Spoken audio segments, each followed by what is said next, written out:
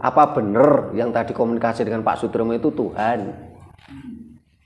Buktinya apa? Ketika Pak Sutrimo tadi komunikasi dengan entitas lain itu ada saksinya enggak? Ada buktinya enggak? Tapi kan selama ini kan enggak ada yang mau berpikir sejauh itu. Karena dikunci oleh kata iman dan dalil.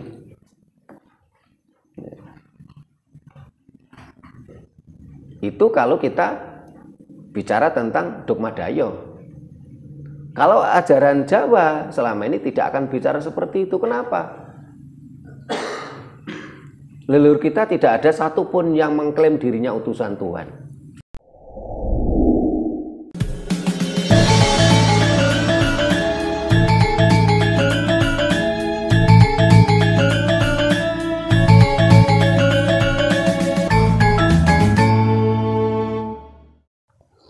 Rahayu.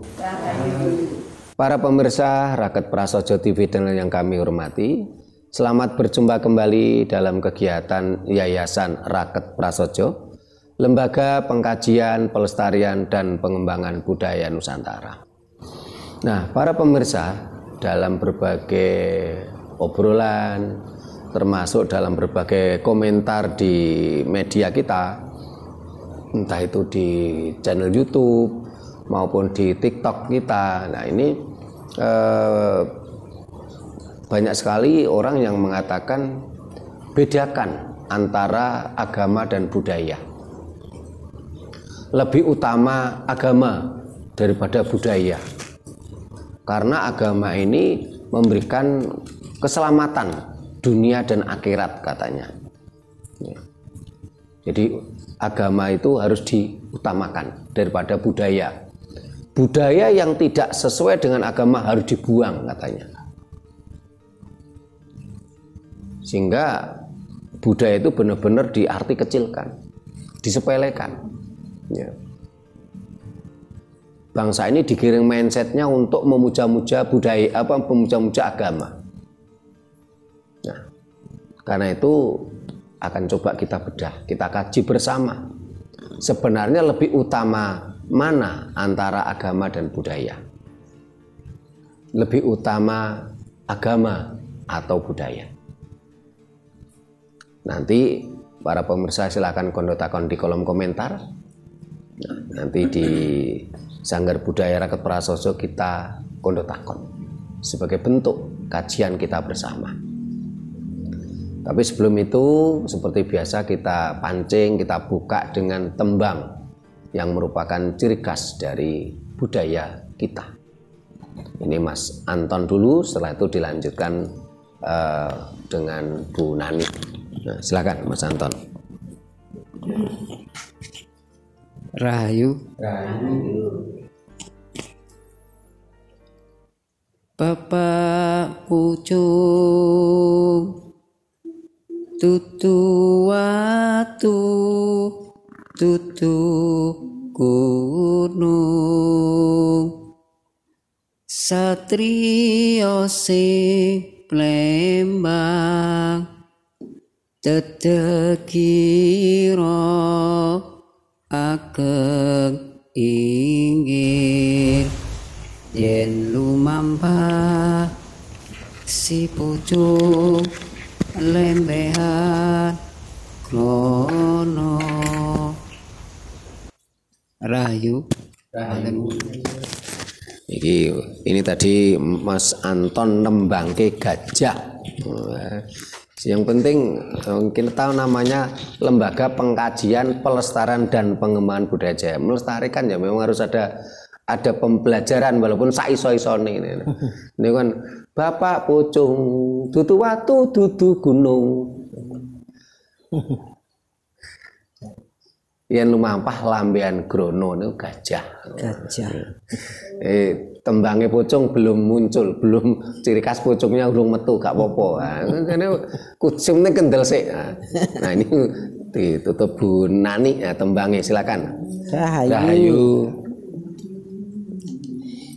Yen wengiru mangsa rina lamun rina kamuduke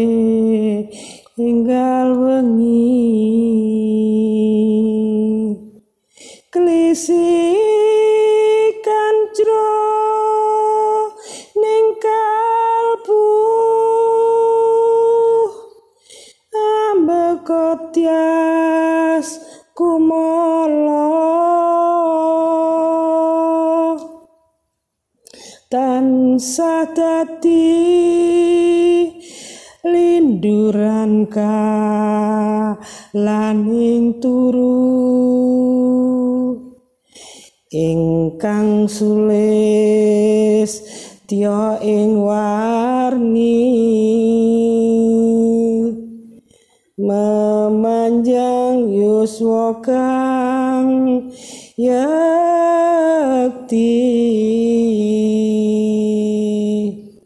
Rahayu. Rahayu.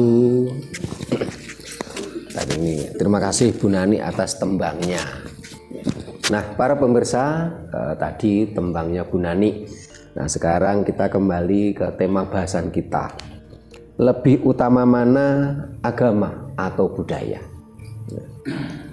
Bagi orang-orang yang agamis tentunya akan mengatakan lebih utama agama. Karena menurut mereka agama itu yang memberikan keselamatan dunia akhirat katanya. Karena agama itu yang menjadikan mereka beradab katanya, yang menjadikan mereka belajar tentang tentang perilaku katanya. Tetapi bagi orang yang non agamis tentunya akan berbeda dalam cara pandangnya. Sekarang kita akan bicara secara keilmuan, kita akan bicara secara logis, bukan karena kita mabuk agama, bukan karena kita misalnya dalam kotak, terkungkung kotak, kita mencoba dengan berpikir nalar. Ya. Lebih utama mana? Budaya dan agama. Ya. Dalam ilmu budaya, ya, agama merupakan spiritual culture. Ya.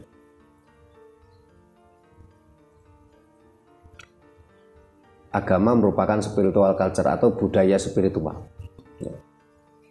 Dan agama ini juga merupakan buatan manusia. Agama itu ciptaan manusia. Dan Tuhan pun itu adalah imajinasi manusia. Kalau kita mau berpikir logika, ya. Sementara kalau tadi saya katakan bagi orang yang agamis mengatakan agama itu yang utama karena agama itu yang menuntun mereka tentang tentang adab katanya, tentang perilaku. Agama yang membawa mereka keselamatan dunia akhirat, ya. Karena agama itu ciptaan Tuhan. Agama itu firman Tuhan. Sementara budaya adalah ciptaan manusia, ya. Nah, karena di dalam agama itu konsepnya agama itu kan hanya berdasarkan iman dan dalil dan cenderung unlogis. Kalau mereka mengatakan agama itu dari Tuhan, ya, itu firman Tuhan, ini kalau kita bicara secara logika kan tidak masuk akal. Yang perlu kita pertanyakan kan bagaimana Tuhan itu membuat agama. Ya. Bagaimana Tuhan itu membuat agama? Kalau memang Tuhan itu membuat agama, kenapa tidak dibuat satu agama saja? Kenyataannya saat ini tercatat di dunia ada 4.200 agama, ada 2.500 Tuhan.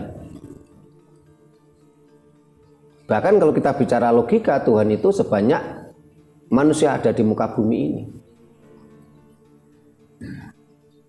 Kalau agama dikatakan itu dari Tuhan, firman Tuhan, nah pertanyaannya bagaimana Tuhan itu membuat agama? Bagaimana Tuhan itu berfirman? Kalau Tuhan hanya berbicara pada salah satu sosok saja yang dianggap itu adalah utusan Tuhan, berarti apa? Tuhan malah tidak adil. Kenapa hanya berbicara pada satu sosok? yang katanya untuk sekian juta manusia. Bahkan saat ini ada kurang lebih 8 miliar manusia di muka bumi ini. Ya. Tuhan kan berarti nggak adil kalau cuma bicara pada satu sosok tadi. Kalaupun toh itu benar. Terus bagaimana Tuhan itu bicara pada sang satu sosok yang dianggap utusan Tuhan tadi? Apakah Tuhan menampakkan diri kepada sang satu sosok tadi? Ternyata tidak juga. Karena rata-rata sang sosok yang mengaku dirinya utusan Tuhan tadi, dia pun juga tidak berani dan tidak bisa membuktikan kalau dia bicara dengan Tuhan. Tidak ada buktinya, tidak ada saksinya. Hanya disclaimer saja. Disclaimer dirinya disampaikan kepada pengikutnya, dan pengikutnya tadi diancam dengan kata iman. Kalau tidak, katanya tersesat. Ya. Berarti kan betul-betul murni buatan manusia agama tadi. Ini kalau kita bicara logika. Ya. Nah, dalam ilmu budaya, budaya itu dari kata budi dan daya. Budaya manusia Jawa adalah budi dan dayanya manusia Jawa. Budaya Cina adalah merupakan budi dan dayanya manusia Cina. Orang-orang Cina, suku bangsa Cina. Budaya itu meliputi apa saja. Ketika manusia lahir, manusia akan berusaha untuk berbicara, berkomunikasi. Entah itu dengan menangis ya. Jadi ketika manusia pertama kali muncul di muka bumi ini, yang muncul adalah bahasa, komunikasi. Ketika bayi menangis, itu adalah komunikasi. Karena dia lapar, karena dia haus, dia menangis. Jadi tangisan bayi ini merupakan bahasa universal seluruh dunia. Tangisan bayi merupakan bahasa yang universal untuk seluruh dunia. Tetapi sementara agama itu merupakan bahasa lokal. Dalam berbagai kitab suci semuanya merupakan bahasa lokal. Ada bahasa Arab, ada bahasa Ibrani, ada bahasa Pali, ada bahasa Cina, ya. Dan bahasa-bahasa yang lain. Itu merupakan bahasa lokal, bukan bahasa semesta, bukan bahasa universal. Sampai detik ini diakui oleh seluruh dunia bahwasanya bahasa universal adalah tangisan bayi. Karena tangisan bayi orang Jawa, tangisan bayi orang Amerika, tangisan bayi orang Eropa sama tangisannya. Itulah bahasa. Bahasa yang universal, alat komunikasi yang universal. Dan saya yakin orang tahunya pasti tahu. Bayi nangis oek-oek, oh itu bayinya haus itu, atau ibunya dineneni gitu, dimimi gitu. Ya. Bahasa. Nah, ketika sang anak manusia tadi semakin besar, akhirnya sang anak tadi mampu menata bahasa komunikasi. Itulah bahasa yang tertata. Sehingga budaya yang pertama adalah bahasa dan sastra. Sastra adalah bahasa yang tertata. Dan sastra ini bisa tulisan, bisa apapun yang ada di dunia ini adalah sastra. Itu adalah serat ya. Sehingga orang Jawa bilang ada sastro jendro atau sastro cetha. Ini adalah sastra alam semesta yang tertata oleh alam semesta. Karena itu hukum tertinggi adalah hukum alam, sastro cetha tadi. Serat teles orang Jawa bilang. Yang kedua, ketika sang anak manusia tadi melakukan kebiasaan-kebiasaan, entah itu kebiasaan makan, kebiasaan dia cari makan, ya, ini merupakan adat dan tradisi. Walaupun hanya sekedar cara duduk atau cara makan, Ini cara makannya orang Jawa sama cara makannya orang Manado beda kok. Nah, adat kebiasaan anak manusia tadi kalau disepakati bersama akhirnya menjadi sebuah tradisi. Sang anak manusia semakin dewasa, semakin besar. Akhirnya sang anak manusia bisa membedakan keindahan-keindahan. Keindahan alam, keindahan suasana, keindahan suara, termasuk keindahan lawan jenis. Inilah namanya fase seni.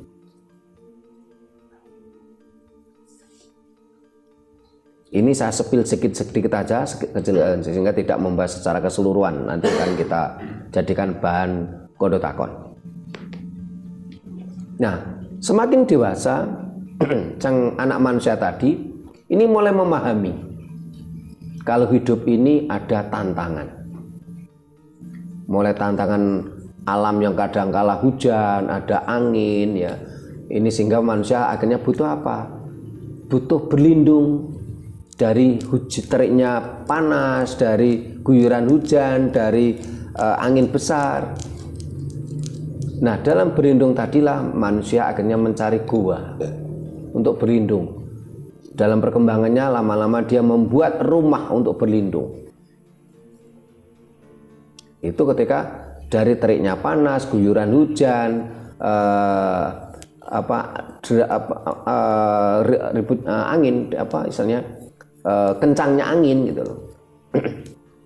Termasuk manusia kadangkala ada ancaman sakit karena kondisi alam. Akhirnya manusia belajar tentang jaga raga. Termasuk ada ancaman dari binatang buas, ancaman dari sesama manusia yang tidak suka. Inilah akhirnya jaga raga. Jaga raga meliputi rumah untuk berlindung, pengobatan, ya, termasuk ilmu bela diri, termasuk saat ini adanya senjata, mesiu, meriam, bom. Ini merupakan bentuk jaga raga. Nah, dalam perjalanannya lagi sang anak manusia mulai menyadari tentang sebuah hidup dan kehidupan.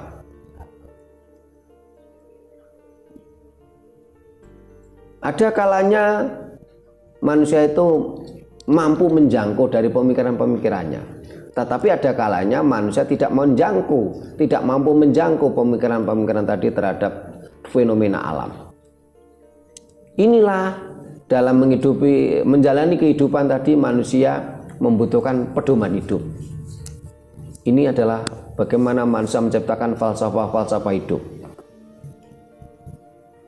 Tata kerama, ya. Bagaimana dia berkomunikasi dengan antar komunitas, antar kelompok, ya.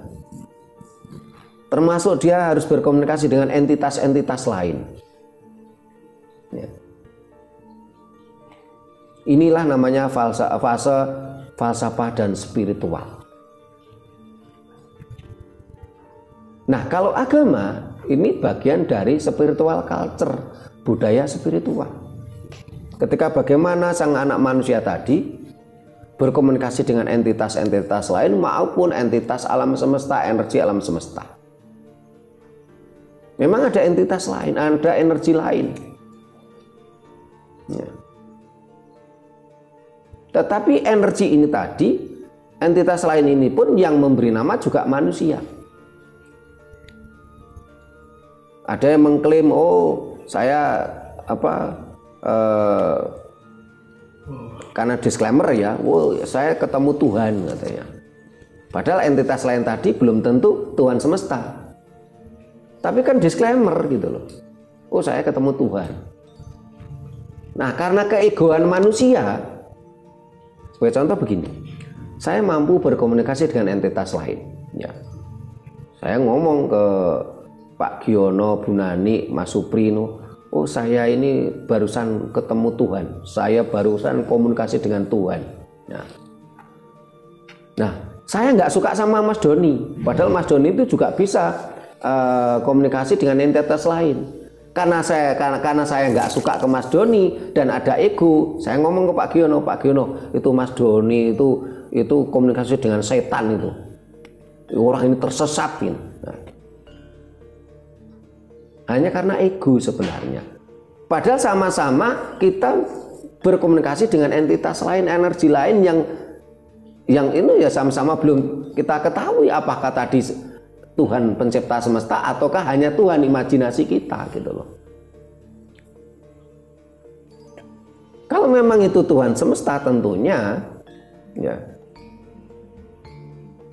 dia akan memiliki ciri khas kesemestaan, ciri khas universal gitu loh. Tapi kalau Tuhan imajiner tentunya masih akan berkutat pada ego sektoral. Ego dari si manusia tadi maupun ego dari kelompok sektoralnya tadi. Dan itulah yang terjadi di dunia ini. Sehingga akhirnya yang merasa tadi saya gambarkan kan yang pengikut saya kan Pak Giono, Bu Nani, Mas Supri. Nah, akhirnya kan membentuk sebuah mindset, wah ini yang kelompok ini kelompok yang beriman ini, yang lainnya sesat gitu. Yang kelompok saya ini udah fanatik banget. Wah, pokoknya kita harus manut, patuh, percaya pada Pak Sutrimo ini karena yang akan memberikan kita keselamatan dunia dan akhirat. Kalau Mas Doni ini sesat itu tadi. Kan gambarnya seperti itu. Sementara kalau bagi orang yang mau berpikir apa benar yang tadi komunikasi dengan Pak Sutrimo itu Tuhan, buktinya apa? Ketika Pak Sutrimo tadi komunikasi dengan entitas lain itu ada saksinya enggak, ada buktinya enggak. Tapi kan selama ini kan enggak ada yang mau berpikir sejauh itu, karena dikunci oleh kata iman dan dalil.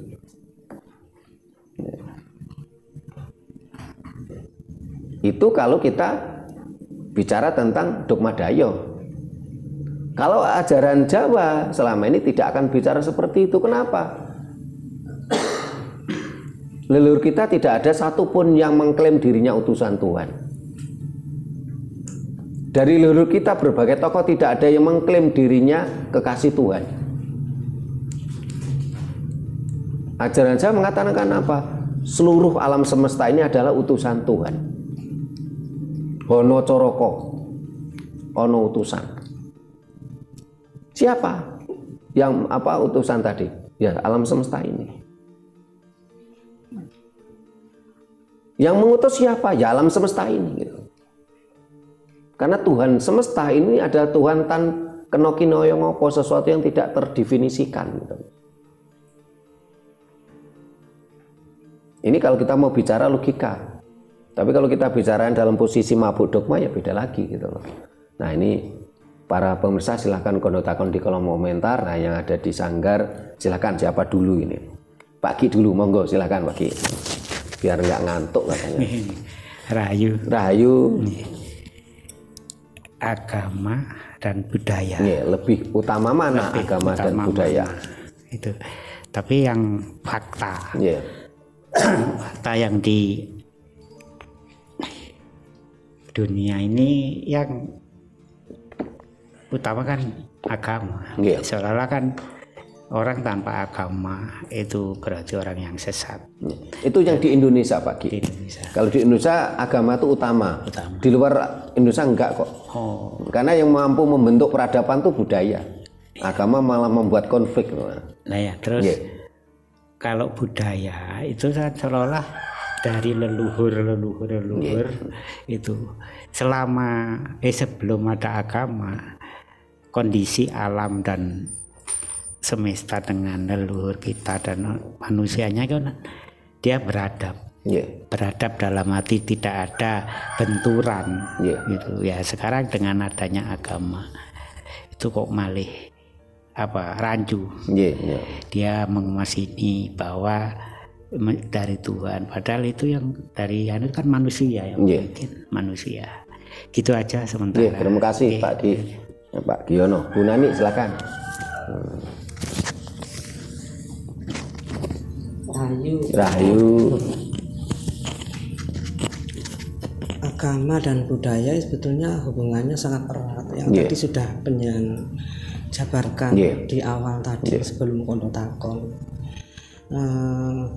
Agama itu sesuatu yang mengatur kehidupan kita yang berhubungan dengan Tuhan yang Maha Kuasa, terikat dengan sebuah kitab suci yang di situ ada larangan, pantangan. Contohnya melarang untuk baru-baru kemarin kan Natal, satu contoh larangan bagi agama yang satu itu melarang untuk mengucapkan hari raya agama lain. Itu menurut saya itu dengan adanya agama itu bisa memecah persatuan dan kesatuan, pecah belah. Dan juga agama itu terikat sebuah kitab tadi sudah saya katakan, terus lagi punya nilai spiritual juga. Kalau budaya agama bersifat stabil, ya. Kalau budaya itu mengidentik dengan etika, moral, terus tingkah laku, hubungan dengan alam, mengingatkan kita dengan leluhur. Contohnya kita pembelajaran tentang siapa leluhur itu budaya. Nah, dan bersifat dinamis. Kalau saya disuruh memilih mana yang lebih utama, justru saya lebih memilih budaya, karena itu terus berkembang. Terima kasih. Terima kasih Bu Nani. Rahayu. Itu Mas Pri mau nambah? Rahayu. Ya kalau saya itu tadi kan pertanyaannya lebih utama mana agama dan budaya. Gitu. Jadi saya menyingkapi dari apa yang disampaikan Romo itu tadi. Itu jadi kalau saya gini tanggapan saya, kalau agama itu sebenarnya kan bentuk dari himpunan budaya itu tadi. Jadi bentuk dari himpunan budaya itu tadi. Jadi kalau saya pribadi itu terus terang saya lebih utamaan budaya. Contohnya apa? Kita mulai kecil dari lahir terus dididik bisa ngomong. Sebab saya ini orang Jawa kan dibiasakan sama orang tua kan dibudayakan adat istiadat ngomong Jawa. Kan nggak mungkin ngomong kita orang Jawa terus dibiasakan ya ini sebelumnya maaf aja ya. Ngomong entah ngomong Arab, entah ngomong bahasa Cina, entah itu kan yang mesti kan kita kan ngomongnya kan ngomong Jawa. Jadi mungkin itu kalau bagi diri saya pribadi itu lebih utamaan budaya dulu. Jadi yang menata terus terbentuknya agama itu kan dari budaya itu tadi, budaya semakin besar semakin berat dan itu menjadikan aturan peraturan dari budaya itu tadi. Nah, bila ada kata-kata saya yang kurang berkenan, saya mohon maaf yang sebesar-besarnya. Terima kasih Mas Supriyadi. Mas Joni ini biar enggak ngantuk nih. Nah, silakan langsung aja. Oke, Rahayu. Lebih utama agama atau budaya? Sebenarnya saya mau menanggapi diskusi dengan tema ini, melengkapi saja apa yang disampaikan rekan-rekan yang barusan ya.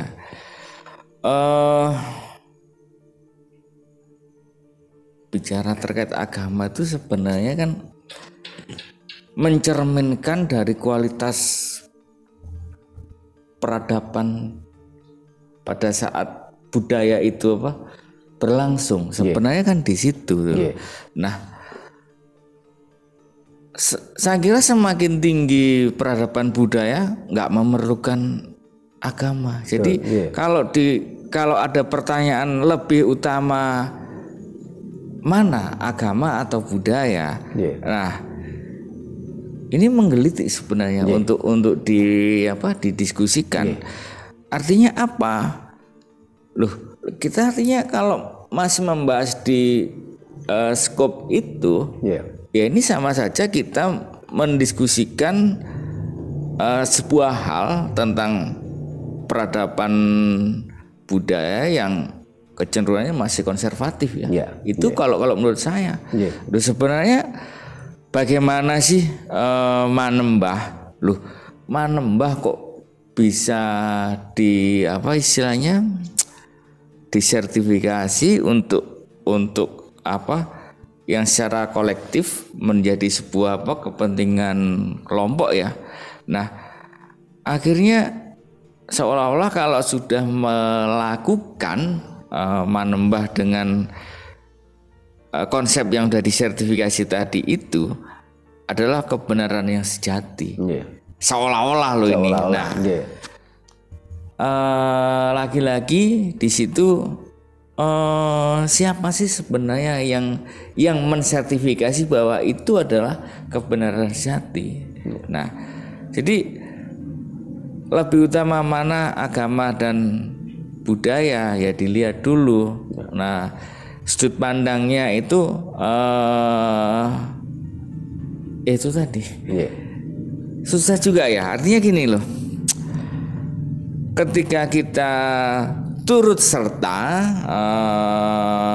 masuk ke dalam dinamika itu, ya sama saja kita itu ternyata masih, misalnya nih ya, dengan brandnya Raket Prasojo, ketika memilih lebih utama agama atau lebih utama budaya. Nah, ini akhirnya coraknya Raket Prasojo justru masuk ke situ. Nah, tapi sebenarnya ini bukan kok memilih utama agama atau budayanya, enggak, tapi ini kan mengkaji, memberikan sebuah referensi lah untuk khalayak kan seperti itu. Jadi kalau menurut saya ayolah kita mencoba berpikir yang lebih luas, atau istilah Jawane berpikir yang out of the box lah, intinya kayak gitu. Jadi ketika kita mencoba menelaah, ya dilihat dari sudut pandang mana dulu, budaya yang seperti apa gitu loh.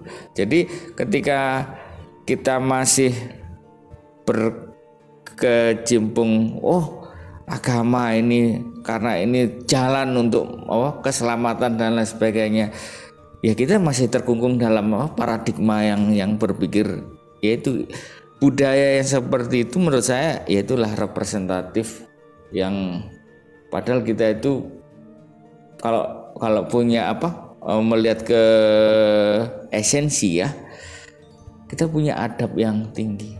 Intinya kayak gitu. Jadi kira-kira lebih utama agama atau budaya? Kita melihatnya dari sudut pandang budaya mana dulu, itu intinya. Matur nuwun. Siapa dan siapa yang bicara tentunya. Mas Anton sekalian. Rahayu. Rahayu.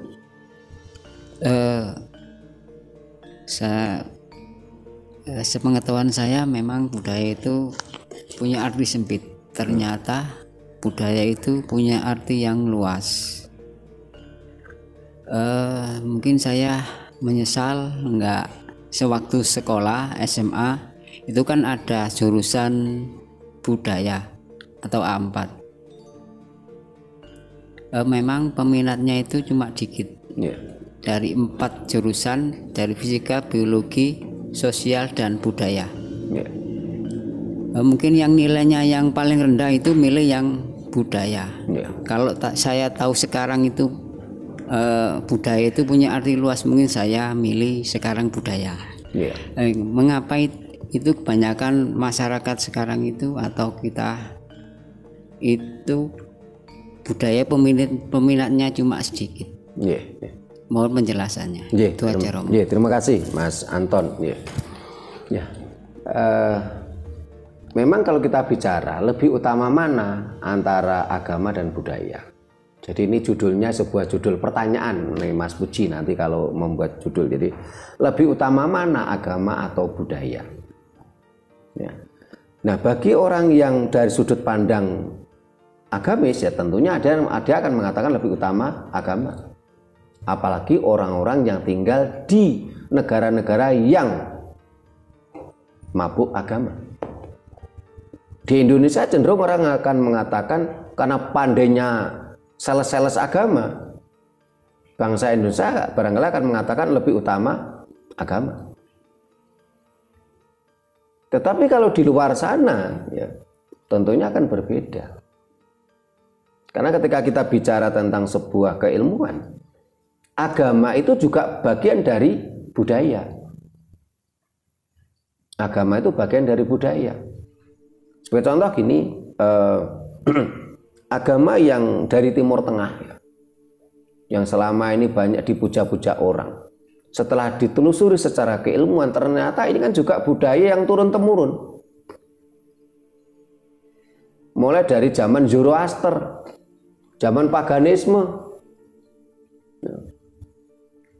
terus akhirnya ke Abrahamik atau ke Semitik. Dan bahkan yang tertera di dalam kitab suci mereka itu menandakan adalah budaya. Ajaran Arab ya dengan bahasa Arab ini kan budaya. Ajaran Israel dengan bahasa Ibrani, bahasa Israel ini kan budaya. Jadi agama itu pun juga budaya.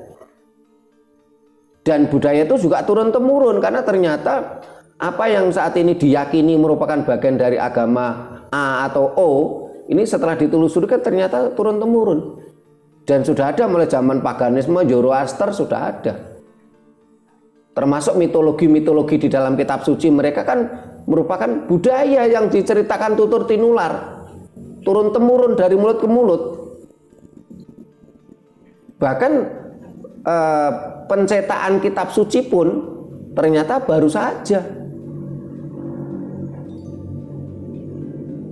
Bisa baca bagaimana sejarah kanonisasi kitab suci itu.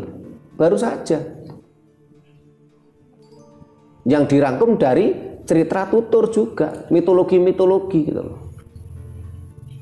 Sehingga bagi orang yang pernah salah satunya saat ini sedang tren ya, viral itu kan Kumaila itu kan ditanya agama itu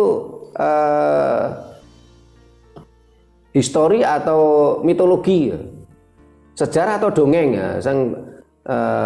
Kan jawabannya apa? Dongeng, mitologi.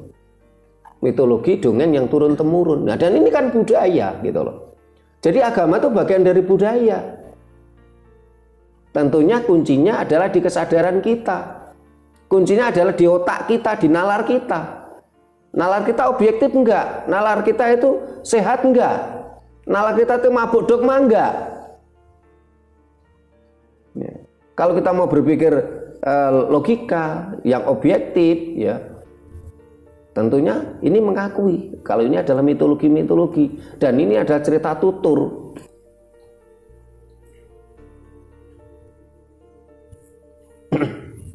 Yang turun-temurun, kenyataannya dari berbagai kitab suci itu ternyata oh ini di cerita Zoroaster ada. Berarti kan cuman jiplak-jiplak saja, kadang-kadang cuman beda istilah atau misalnya hewan terbang itu cuman beda. Yang satu katanya kuda terbang, yang satu katanya babi terbang, yang satu katanya harimau terbang ya.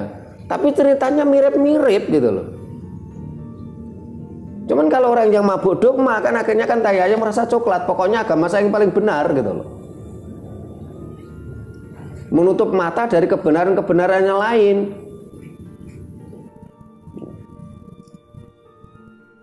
Dia akan marah-marah kalau ada orang yang mengungkap sebuah kebenaran.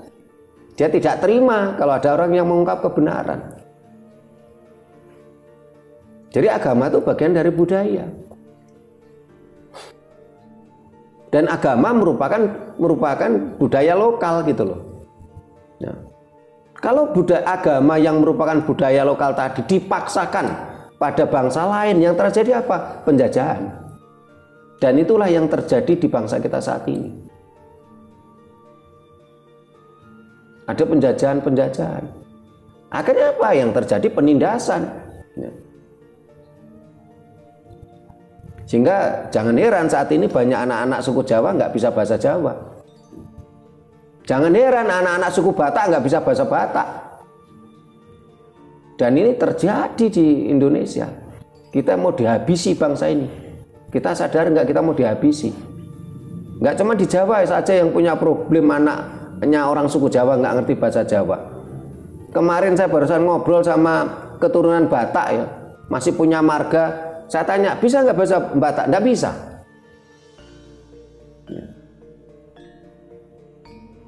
Maupun suku-suku yang lain. Bangsa ini mau dihabisi. Orang Jawa dihilangkan, orang Batak dihilangkan, orang Dayak mau dihilangkan.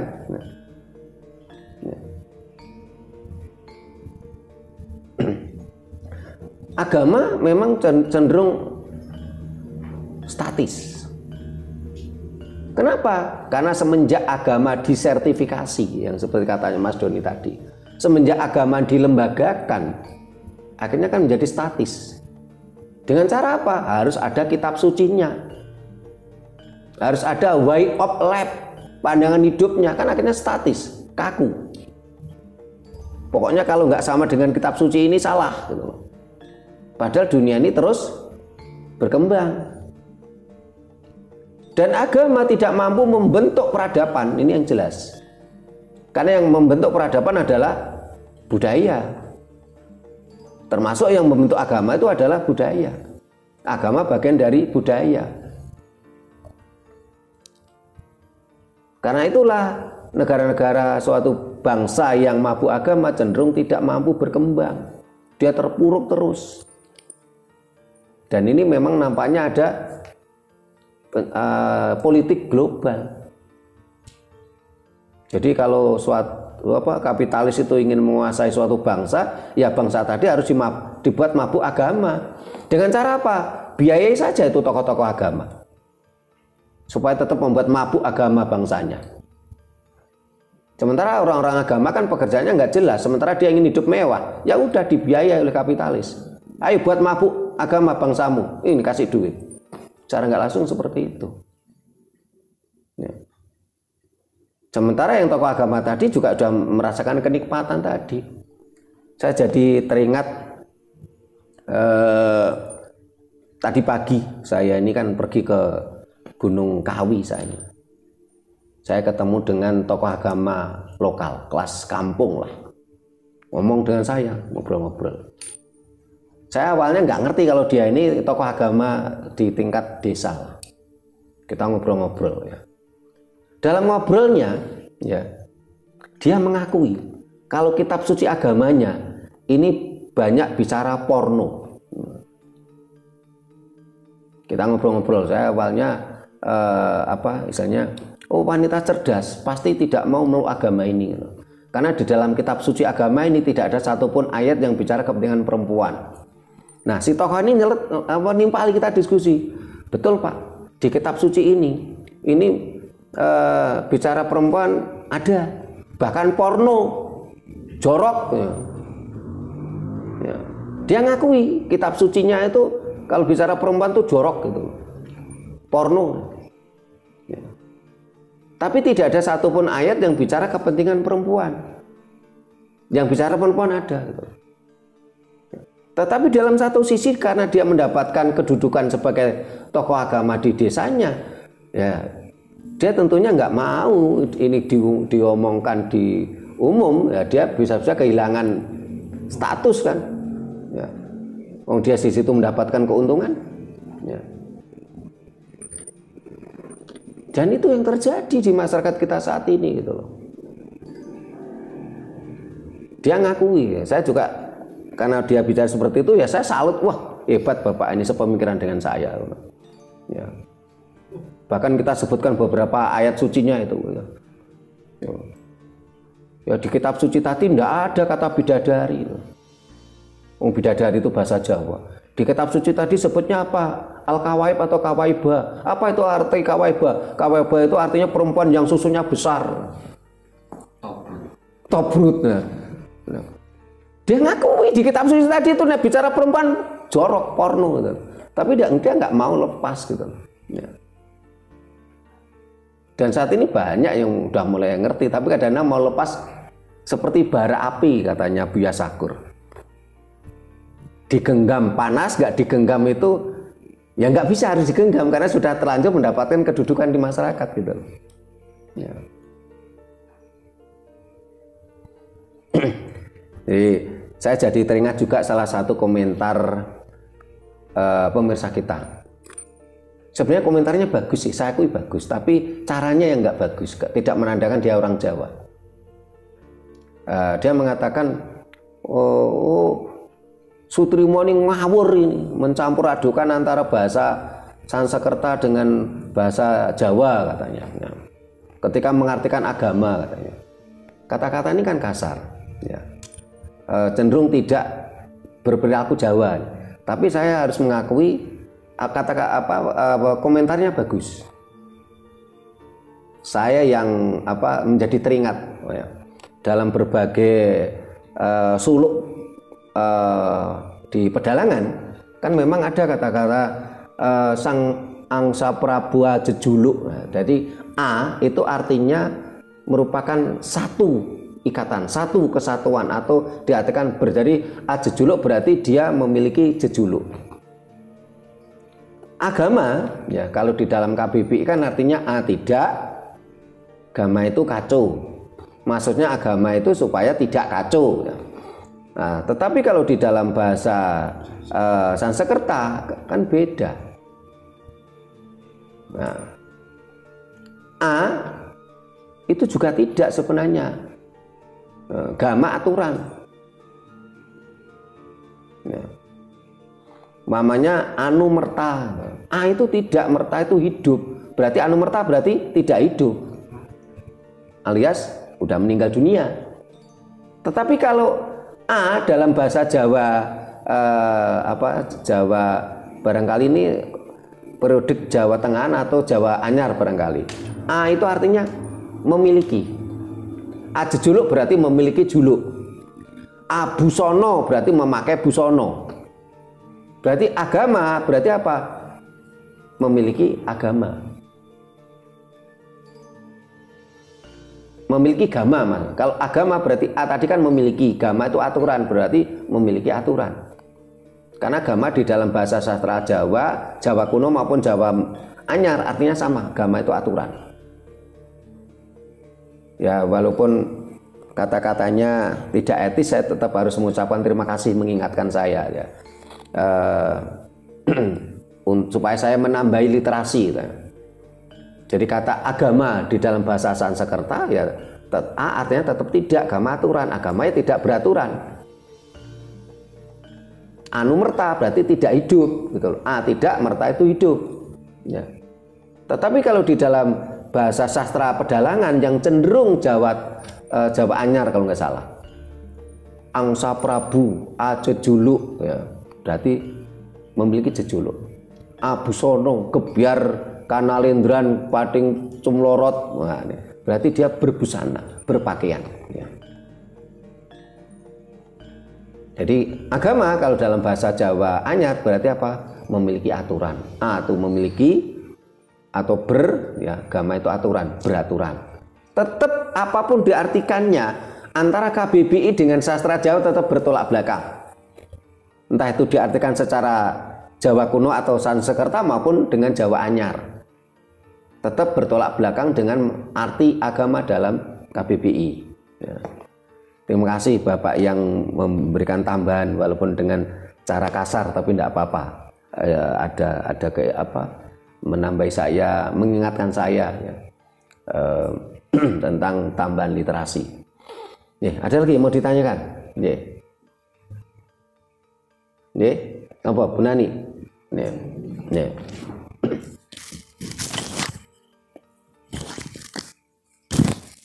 Yang mau saya tanyakan, mana dulu kitab suci dan agama itu? Itu saja mohon penjelasannya, matur nuwun. Terima kasih. Mas mau nambah? Lebih dulu mana agama dan budaya? Lebih dulu mana agama dan kitab suci? Lebih dulu mana agama dan budaya? Lebih dulu agama. Karena agama bagian dari budaya. Agama membentuk peradaban, budaya membentuk peradaban manusia. Agama cenderung statis, kaku.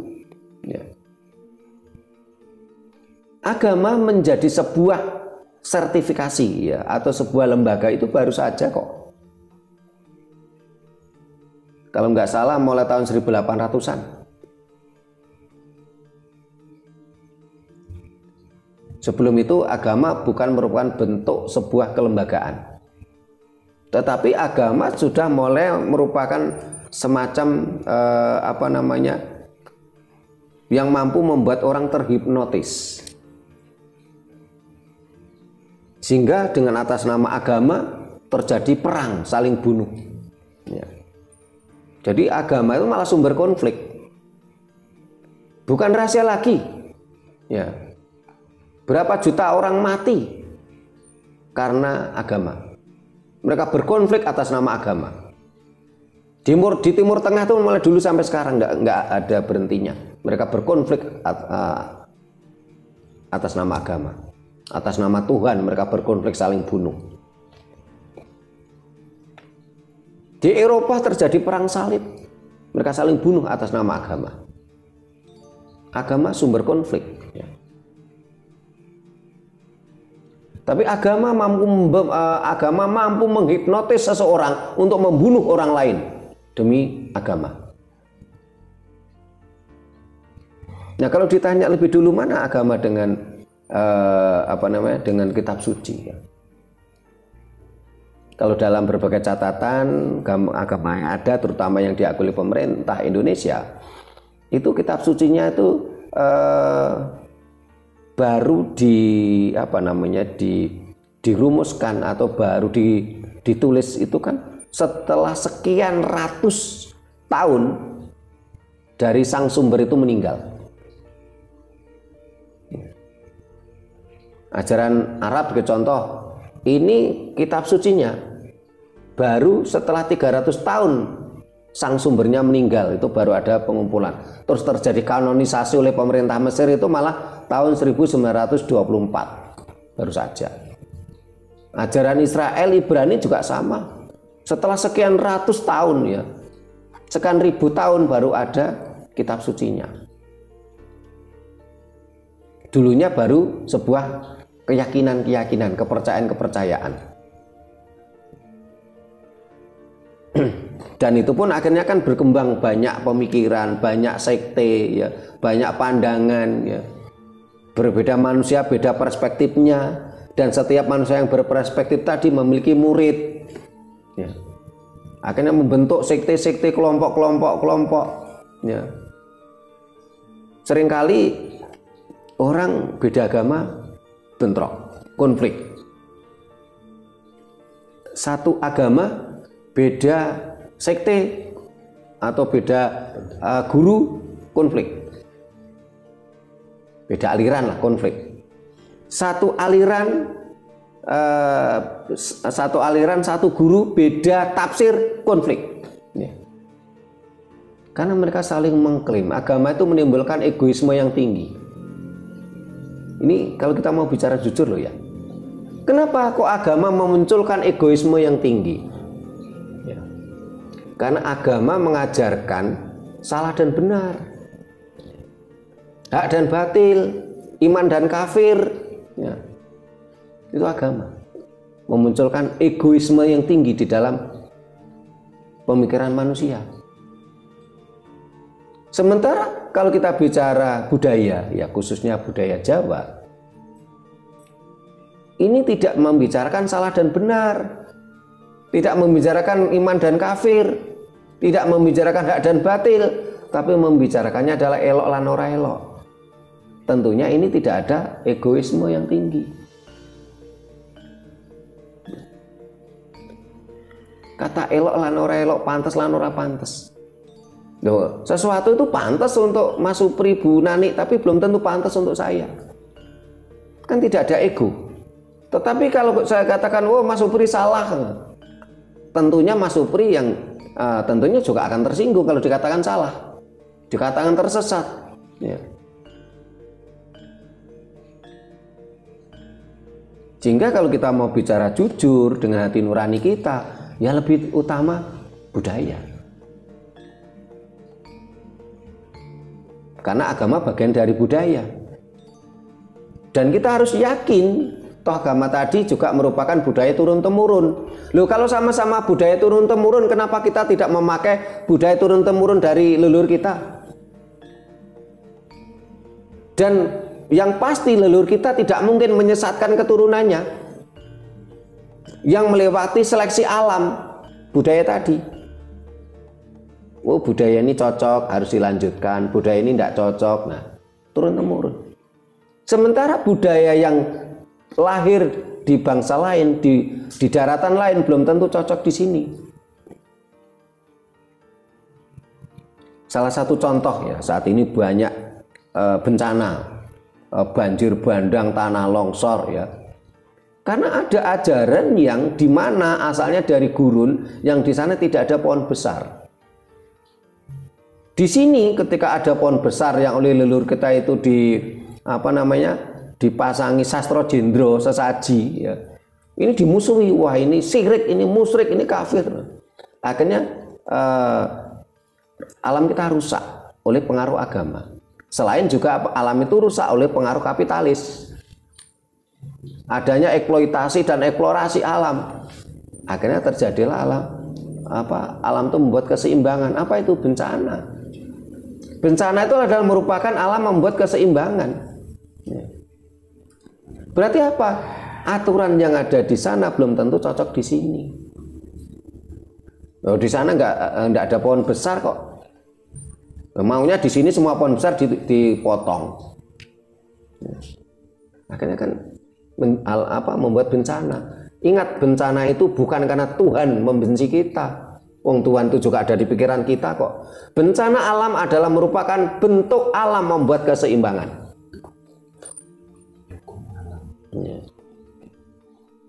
Dan hukum tertinggi memang hukum alam. Jadi lebih utama mana? Agama dan budaya? Jelas budaya.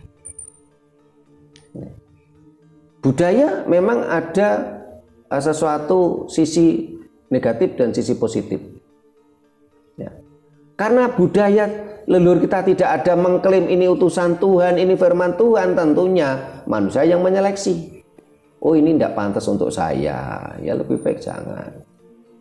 Contoh mamanya kayak minuman keras. Ya. Oh, ini tidak layak untuk tubuh saya tidak minum. Bukan sesuatu yang kaku. Tetapi ketika kita naik Gunung Arjuno atau Gunung Semeru, ya, Gunung Lawu yang tempatnya dingin, alkohol itu kita butuhkan kok. Kan kita nggak kaku gitu loh. Tapi kalau di dalam agama kan kaku. Oh, ini tidak boleh, ini haram ini kan. Ya. Sampai-sampai mengucapkan selamat untuk agama lain aja nggak boleh, kaku gitu. Karena itu ya sebelum belajar agama sebaiknya belajar kemanusiaan kalau menurut saya.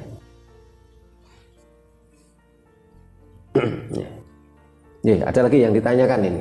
Nah, sambut. Ya.